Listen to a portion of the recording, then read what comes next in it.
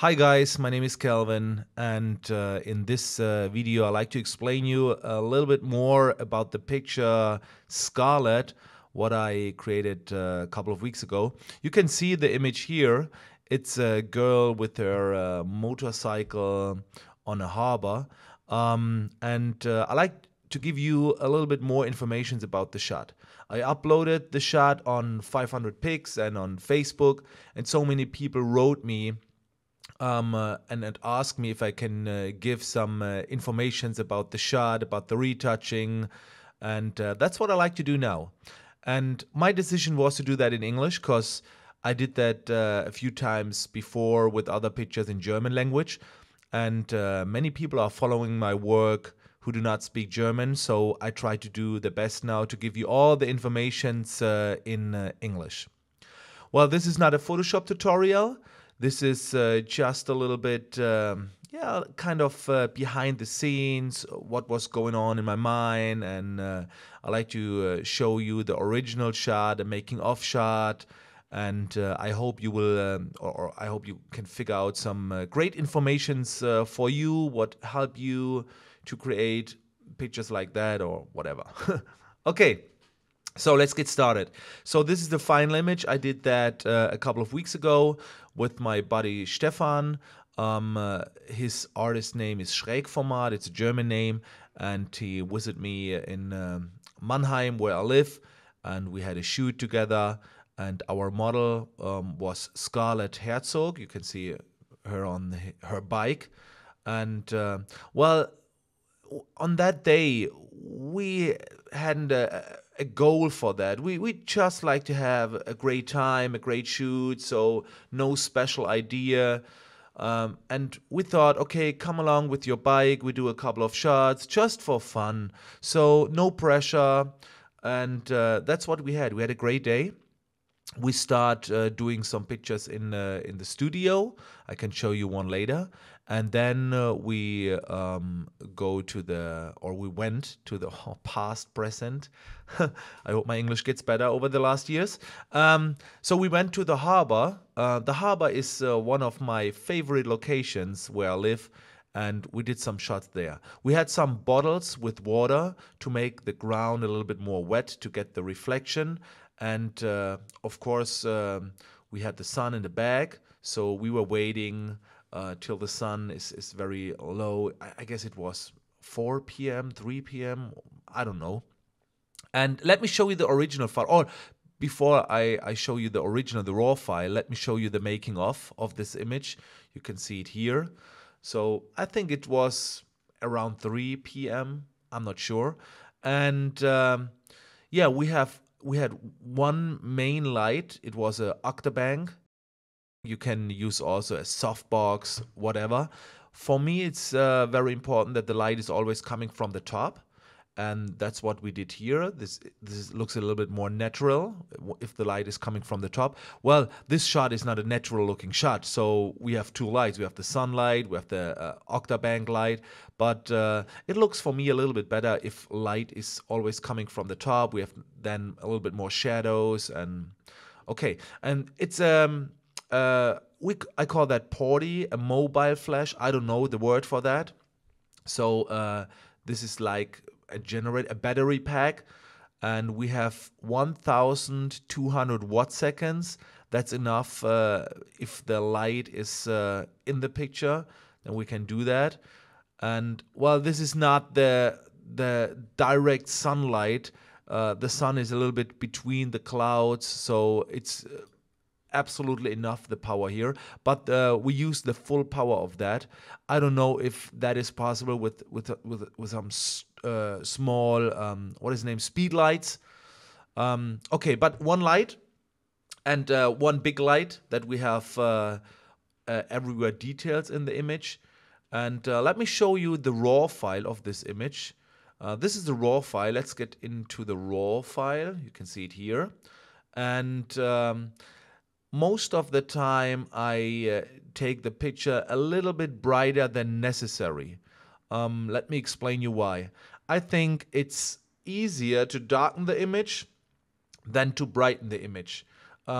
We have some black parts here in the image, and I like to have details there. If I choose the exposure perfect for the background, then this part gets a little bit too dark. And if I brighten this part, then it gets a little bit noisy. Well, it's not so bad if something is a little bit noisy, but I prefer to shoot a little bit brighter, and then I can darken the image. And you can see here my camera settings. I use f-stop of 14, ISO 125, and 125 of a second, and 24 millimeters. Okay, so this is the original file, and then let me show you the raw conversion. That's what I did here. And now I have a good foundation. I have details everywhere. You can see in the raw conversion, well, this is my German Photoshop version, but I'm playing a lot with this lights and shadows slider, highlights and shadow slider, and you can see I bring it very low here, -100 and +100. That's our settings, what not many people use. But with Photoshop CS6, you have so much potential in these tools, and I love to do that. Highlights to the left and shadows to the right, but only with a CS6 version. And then I have everywhere details, everywhere. Okay, not here in the sun, but everywhere here, on the ground, on the floor, on the clothes, and that's a very good foundation. And then I did something what is very hard to explain in English right now, but I try the best. You can see it here. Okay, some liquefying, but that is Photoshop. But you can see more. That is not only Photoshop. Right here, I did some Photomatic stuff. You know that program, Photomatics, this HDR tool. And Photomatics is perfect if you like to have kind of painterly effect. And what I do is I go into the raw file, and then I create here 3 to 5 different exposures, and I save that. And after I have these 5 images in different kind of exposures, so it's kind of fake HDR. And then I open the 5 RAWs in Photomatics, and Photomatics gives me this kind of HDR look. And then I overlay this HDR effect with the RAW file, and I think this is about 20 or 25% of the Photomatic style. And yeah, this is my new foundation. And right here I start with all the Photoshop retouching techniques. I'm sorry, I do not have all the layers of that image. The reason is this image is not my main image of the shoot. My main image of the shoot is this one. So with this image, I like to make a very nice compositing with all the layers.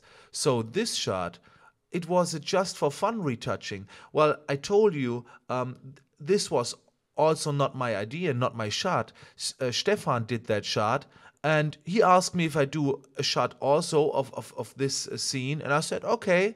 So my retouching was a little bit like, oh, come on, let's play around a little bit. So I do not have all the layers. This will be my, I think, main shot. This was my idea to create a compositing. I need a background right now, and it takes a little bit more time. So, okay, this is my foundation for the Photoshop techniques, and you can see here I changed the light a little bit with dodging and burning and levels adjustment layers. And then I was adding a little bit of a color cast with Color FX Pro. That's Nik software.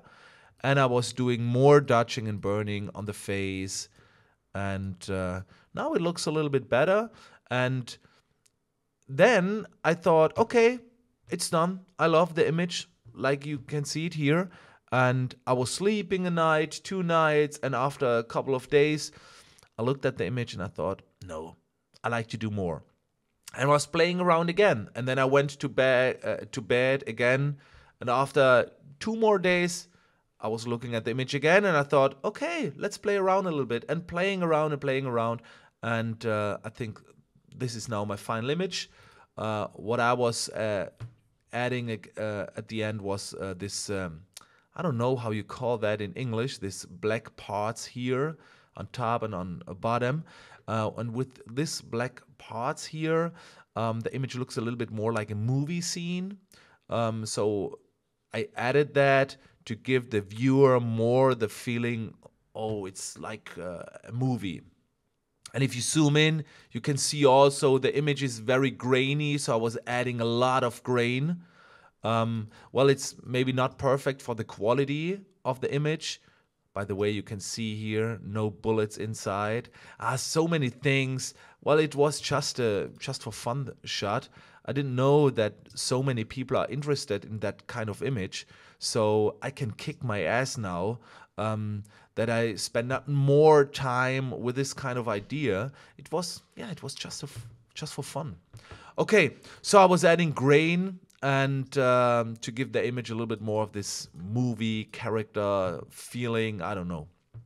Okay, you can see it was hard to explain. The reason is it's not a artwork for my portfolio. It was more a just for fun shooting and with no special goals.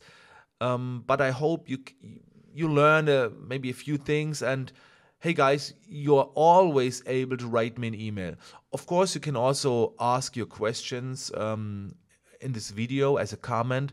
But if you have any questions, it's always better to write me an email, and you will get an answer, I can promise. So don't try to ask me emails what are very long with hundreds of questions. But if you have one simple questions, let me know. And if you like to see more of this behind the scenes stuff, let me know, write a comment, and I can do more in English. And of course, if you like to learn my retouching techniques, you can visit my website photoshopfreaks.com, or you can go to calbitraining.com, and right there you can find a lot of retouching tutorials in English. Thank you guys for watching that. I hope you got everything, and let me know if you have more questions. Okay, see you soon, guys.